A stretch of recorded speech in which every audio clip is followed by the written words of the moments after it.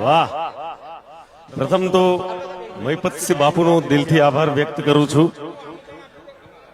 ખરેખર ભગવાન આમ તાદશ્ય દેખાતા નથી, પણ આવા લોકોને મોકલે જેમાં ભગવાન ઓલવેઝ વસેલા હોય છે ને ભગવાનનું સ્વરૂપ છે. આજે આટલા વડીલોની સેવા કરવી, આટલી દીકરીઓને રાખવી, ભણાવવા ગણાવવા, આ મેનેજમેન્ટ કરવું, સાથે બધાનો પ્રેમ પણ પ્રાપ્ત કરવો, એ નાનો મોટી વાત નથી. અને હું બહુ ભાગ્યશાળી વ્યક્તિ છું કે ઓલવેઝ મહિપતસિંહ બાપુનો ફોન અને યાદ કરતા હોય છે, એટલે ખૂબ લવ. અને ક્યારેય પણ જીવનમાં જ્યારે પણ જરૂર પડે તો એક ફોને હાજર થવાની મેં પ્રોમિસ આપેલી છે એમને, અને ઓલવેઝ હાજર થઈ જઈશ.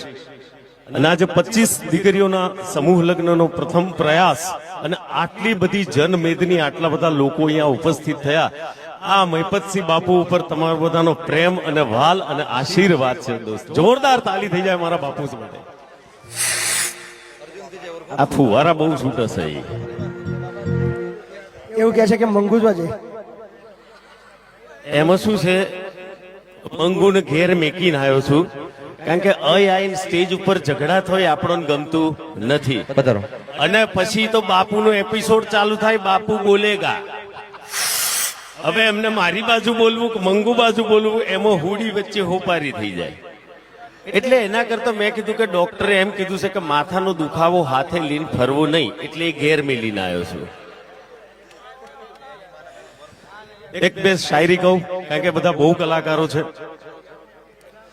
प्यार किया वो पेरिस चली गई,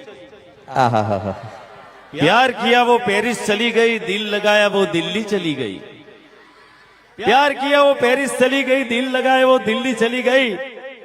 दिल ने सोचा खुदकुशी कर लेते हैं, भाई भाई, दिल ने सोचा खुदकुशी कर लेते हैं, बिजली के तार को छुआ तो साली बिजली चली गई. દીકરી, આજે એક દીકરી પરણાઈએ ને એટલે એ બાપને ખબર હોય કે કેવી રીતે પ્રસંગ પૂરો કરવો. આજે 25 દીકરીઓનું લગ્ન છે અને દીકરી પરણાવી એટલે સાહેબ નદીને પાનેતર પહેરાવા જેવી વાત છે. બધાનો બાપ કોણ? તાકે ભગવાન બ્રહ્મા, વિષ્ણુ અને મહેશ. બાપોના બાપ. પણ જ્યારે વિદ્યાની વાત આવે ત્યારે સરસ્વતી માતાને યાદ કરવા પડતા હોય છે. શક્તિની જરૂર પડે ત્યારે માં મહાકાળીને યાદ કરવા પડતા હોય છે. અને જ્યારે ધનની જરૂર પડે ત્યારે આપણે લક્ષ્મી માને યાદ કરતા હોય છે. જ્યારે બાપાના બાપને બી દેવીઓની જરૂર પડે, આવી માતાઓની જરૂર પડે, તો 100% બહેનો છે જે બેઠી છે, બધી જ મારી માતાઓ છે. જોરદાર તાલી થઈ જાય બધી બહેનો માટે.